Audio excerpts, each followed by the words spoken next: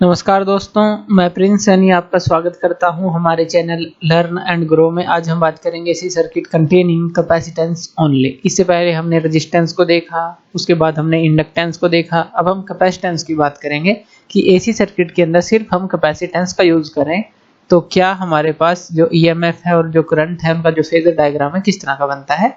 तो चलिए देखते हैं। तो यहाँ पर हम ले लेते हैं कैपेसिटर। इसको हम पैरेलल प्लेट कैपेसिटर भी बोलते हैं क्योंकि एक के सामने एक जो प्लेट होती है वो बिल्कुल पैरेलल होती है। अब इसको हम अटैच करते हैं एक सर्किट के अंदर और जिसके अंदर हम सप्लाई देंगे एसी सप्लाई। तो ये सिंबल होता है एसी सप्लाई का, तो हम इसको एसी सप्लाई दे देते हैं। अब इस सोर्स के थ्रू जो ईएमएफ जा रही है उसको हम मान लेते हैं कि जो ईएमएफ हमने सप्लाई की है वो होती है ई नॉट साइन ओमेगा टी। ये हमने देखा था पहले कि यही फॉर्मूला होता है ईएमएफ का, जो ईएमएफ हम अल्टरनेटिंग ईएमएफ को सप्लाइड कर रहे हैं। अब इस ईएमएफ के कारण यहाँ पर जो करंट है वो फ्लो हो रहा है और करंट जो है हमारा इस कैपेसिटर के पास जाएगा और इस कैपेसिटर को चार्ज करेगा। अब होगा क्या, यहाँ पर देखिए ये एसी सप्लाई होती है हमारी इस तरह से चलती है, यानी कि एक पॉजिटिव और एक नेगेटिव इस तरह से। यानी कि जब यहाँ पर करंट जाएगा तो कैपेसिटर भी हमारा चार्ज और डिस्चार्ज होता रहेगा साथ साथ में, जैसे ही यहाँ पर हम ये सप्लाई दे रहे हैं। अल्टरनेटली कह सकते हैं कि चार्ज और डिस्चार्ज होता रहेगा कैपेसिटर पर भी, जैसे करंट रिवर्स करता है ईच हाफ साइकिल पर, ये यहाँ पर होगा। अब कोई भी क्षण मान लेते हैं, मान लीजिए एट एनी टाइम टी मान लेते हैं कि क्यू जो है वो चार्ज है इस कैपेसिटर प्लेट के ऊपर, यानी कि जो क्यू है वो चार्ज है हमारा यहाँ पर जो कैपेसिटर पर है। और अगर हम यहाँ पर पोटेंशियल डिफरेंस की बात करें across the plates of the capacitor, वो किसके बराबर होगा। अब क्यू किसके बराबर होता है हमारे पास C इंटू वी के बराबर, ये जो चार्ज होता है। यहाँ से अगर V की बात करें यानी कि जो पोटेंशियल डिफरेंस होगा across the plates of the capacitor, यहाँ से क्या जाएगा Q बाय C। तो ये फॉर्मूला याद रखना है। यहाँ से हमने इस पोटेंशियल डिफरेंस को निकाल लिया across the plate of the capacitor. अब किसी भी इंस्टेंट हम मान रहे हैं जो पोटेंशियल डिफरेंस है जो हमने ये V निकाला, ये किसके इक्वल होना चाहिए, ये हमारा ईएमएफ अप्लाइड के इक्वल होना चाहिए। किसी भी क्षण अगर हम मान रहे हैं ईएमएफ अप्लाइड के तो इक्वल होना ही चाहिए। यानी कि जो V है equal to Q by C, ये जो है ये हमारा किसके बराबर होना चाहिए, इस ईएमएफ के जो अप्लाइड हमारे पास ईएमएफ अल्टरनेटिंग ईएमएफ E के बराबर। E किसके बराबर है हमारा, E नॉट साइन ओमेगा टी के बराबर है, तो E नॉट साइन ओमेगा टी के बराबर। तो यहाँ से ये बराबर हो जाते हैं। अब यहाँ से Q की वैल्यू को निकाल लेते हैं, ये जो Q है तो ये हमारे पास क्या आ जाएगा, Q equal to C E naught, यहाँ पर ये आ जाएगा C E नॉट साइन ओमेगा टी, ये आ जाएगा। ये हमने Q की वैल्यू को निकाल लिया। अब मान लेते हैं कि जो I जो है हमारा जो करंट की वैल्यू है, इंस्टेंटेनियस वैल्यू मान लेते हैं किसी भी क्षण t पर जो भी हम ले रहे हैं, ये किसके बराबर होता है, वो होता है जो rate of change of charge है विद रिस्पेक्ट टू टाइम, यानी कि dq बाई dt होगा। तो यहाँ पर यही करंट हम निकाल लेते हैं I dq बाय dt। अब q की जगह हमने ये वैल्यू पुट कर देनी है d बाय dt, और यहाँ पर ये क्या आ जाएगा C E नॉट साइन ओमेगा टी, ये आ जाएगी हमारे पास वैल्यू। यानी कि हमें क्या करना है, डिफरेंशिएशन यहाँ पर करना है। तो I की वैल्यू क्या आ जाएगी हमारे पास C E नॉट, ये तो बाहर आ जाएगा। साइन ओमेगा टी का डिफरेंशिएशन होगा वो क्या हो जाएगा हमारे पास कोस ओमेगा टी, और फिर ओमेगा टी का यहाँ पर ये ओमेगा आ जाएगा, इस तरह से ही होगा। अब इसको हम इस तरह से लिख सकते हैं, जैसे ये C है और ये ओमेगा है, इसको हम इस तरह से लिख लें अगर E नॉट डिवाइड में 1 बाय ओमेगा C, ऐसे लिख सकते हैं। ये हमने यहाँ पर इस तरह से क्यों लिखा, क्योंकि हमें कैपेसिटिव रिएक्टेंस निकालनी है, वो भी हम देखेंगे। लिख सकते हैं क्योंकि C और ओमेगा है, 1 बाय ओमेगा C लिख सकते हैं क्योंकि यही सेम रहेगी, रिलेशंस पे तो कोई फर्क नहीं पड़ेगा। अब यहाँ पर ये जो कोस ओमेगा टी है, हम इसको क्या लिख सकते हैं, इसको हम लिख सकते हैं sign omega T plus pi by 2।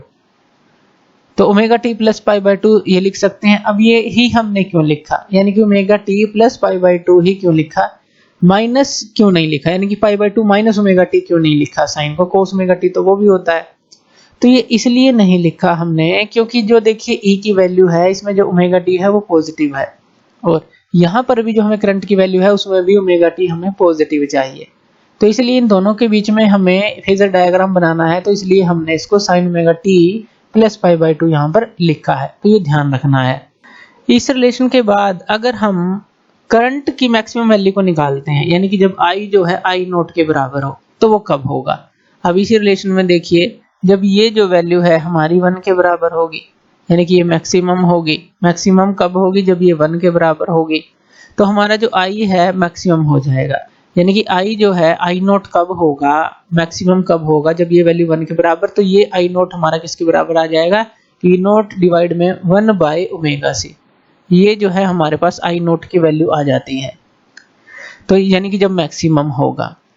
अब यहाँ पर ये जो I नोट की वैल्यू आई है, इसी वैल्यू की जगह हम यहाँ I नोट पुट कर देते हैं, तो I की वैल्यू हमारे पास क्या आ जाएगी, यानी कि इसकी जगह हमने क्या पुट कर दिया, I नोट पुट कर दिया। इसके बाद क्या है हमारे पास साइन और omega t plus pi by 2, omega t plus pi by 2, यही है। हमने क्या किया, यहाँ पर I नोट पुट कर दी, क्योंकि ये वैल्यू जो है I नोट के बराबर है, तो ये हमारे पास वैल्यू आ गई। तो ये जो करंट आता है हमारे पास, यही जो करंट डेवलप होता है, अल्टरनेटिंग करंट जो डेवलप होता है इस सर्किट के अंदर होता है, जहां पर हम एक सिंगल कैपेसिटर लेते हैं, यानी कि सिर्फ कैपेसिटेंस लेते हैं। अब यहाँ पर हम फेजर डायग्राम को बनाएंगे। अब फेजर डायग्राम के लिए हमें ये दोनों रिलेशन चाहिए, ये फर्स्ट रिलेशन मान लेते हैं और ये सेकंड रिलेशन मान लेते हैं। अब यहाँ पर देखिए, ये जो है हमारा करंट है प्लस पाई बाई 2 है, यहाँ पर सिर्फ साइन ओमेगा t है, यहाँ पर प्लस पाई बाई 2 है।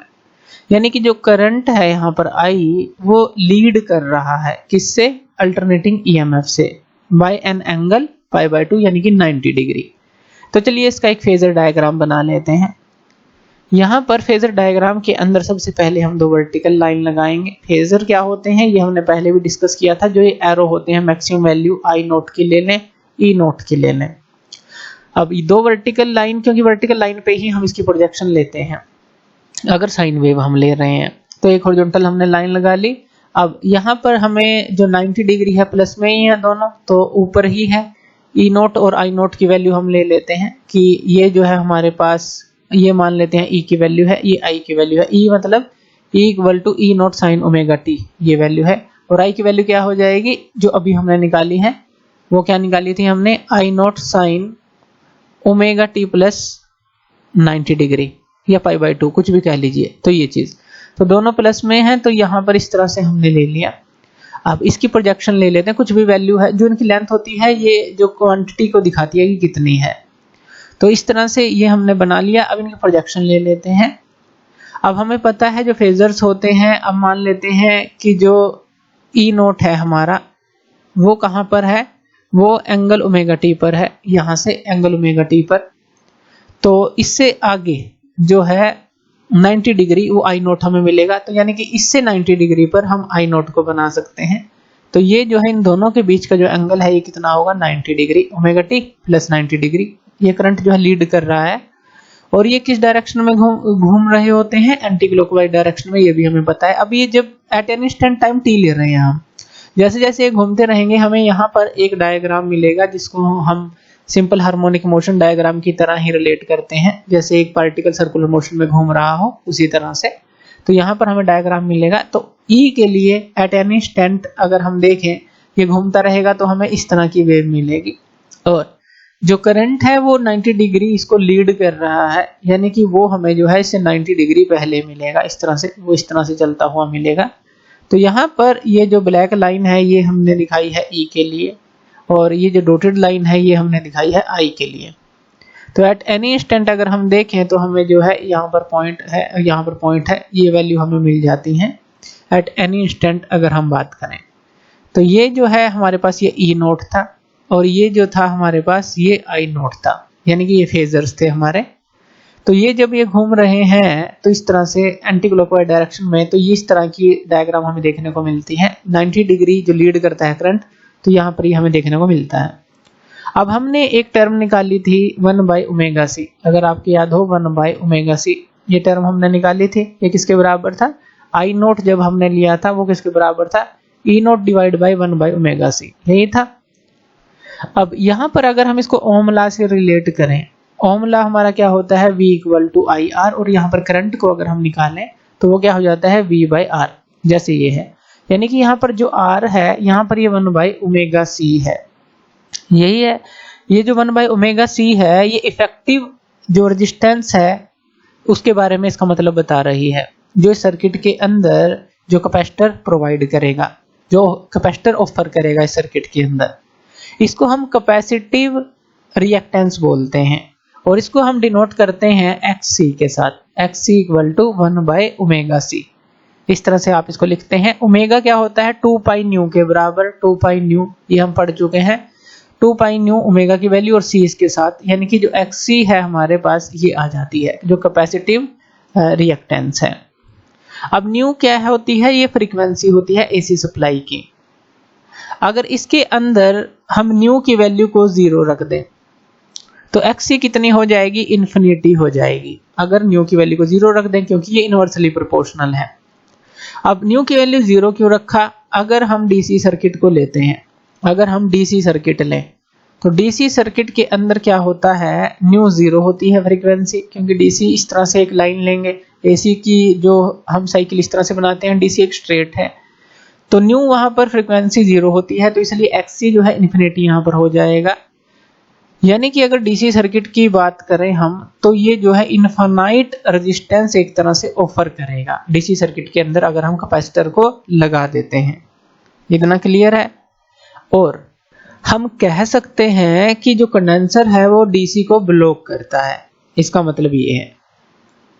यहाँ पर तो हमने देख ही लिया कि AC सर्किट में किस तरह से काम करेगा, इफेक्टिव जो रेजिस्टेंस है जो कैपेसिटर ऑफर करेगा, लेकिन DC को तो ये ब्लॉक ही कर देगा।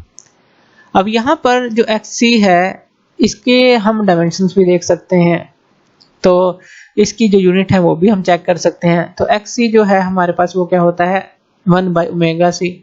अब ओमेगा क्या होता है हमारे पास, ओमेगा का फॉर्मूला हमें पता है 2π/T होता है, यानी कि आप इसको, ये तो कांस्टेंट होता है 2π, 1/s कह सकते हैं सेकंड, 1 यानी टाइम जो सेकंड है। तो यहाँ पर ये क्या आप लिख सकते हैं, अब 2π/T, T तो ऊपर चला जाएगा, तो यहाँ पर आप लिख सकते हैं सेकंड डिवाइड में जो C है इसको हम लिखेंगे फैरेड, तो ये फैरेड में होगा हमारे पास कैपेसिटेंस जो है, तो सेकंड बाय फैरेड। अब जो फैरेड है इसको हम क्या लिख सकते हैं, कूलम बाय वोल्ट, तो सेकंड ऊपर है और यहाँ पर हम क्या लिख सकते हैं, कूलम बाय वोल्ट, इसको हम ऐसे लिख सकते हैं जो 1 फैरेड है हमारे पास। अब ये वोल्ट ऊपर चला जाएगा, यानी कि ये क्या आ जाएगा, वोल्ट सेकंड आ जाएगा। और यहाँ पर कूलम को हम क्या लिख सकते हैं, इसको भी एम्पियर सेकंड लिख सकते हैं, यानी कि वोल्ट ऊपर चला गया, यहाँ पर हमने वोल्ट ऊपर लिख दिया, वोल्ट सेकंड आ गया ऊपर, नीचे ये कूलम है, इसको हम क्या लिख सकते हैं, एम्पियर सेकंड। ये एम्पियर सेकंड, ये सारी याद होनी चाहिए आपको, बेसिक है। एम्पियर सेकंड के बराबर होगा, सेकंड से सेकंड को कैंसिल आउट कर देते हैं, वोल्ट बाय एम्पियर। अब यहाँ पर देखिए, अगर यहाँ से आप रेजिस्टेंस की वैल्यू को निकालते हैं R की, वो क्या आ जाती है, V/I, यानी कि वोल्ट बाय एम्पियर। तो रेजिस्टेंस के जो यूनिट हम लेते हैं वो ओम लेते हैं, तो यहाँ पर भी ये यूनिट क्या आ गई, ओम आ गई। यानी कि जो हमारी कैपेसिटिव रिएक्टेंस है उसकी जो यूनिट होती है बिल्कुल रेजिस्टेंस की तरह ही होती हैं। तो इस तरह से हम क्लियरली देख सकते हैं कि अगर हम AC सर्किट के अंदर कैपेसिटेंस लेंगे तो यहाँ पर किस तरह से ये रेजिस्टेंस ऑफर करता है। एक बात ध्यान रखनी है, अगर हम रेजिस्टेंस की बात करते हैं तो वहां पर क्यों रेजिस्ट होता है, क्यों रेजिस्टेंस मिलता है करंट को, क्योंकि वो इलेक्ट्रॉन के फ्लो को रेजिस्ट करता है, जो रेजिस्टेंस होता है।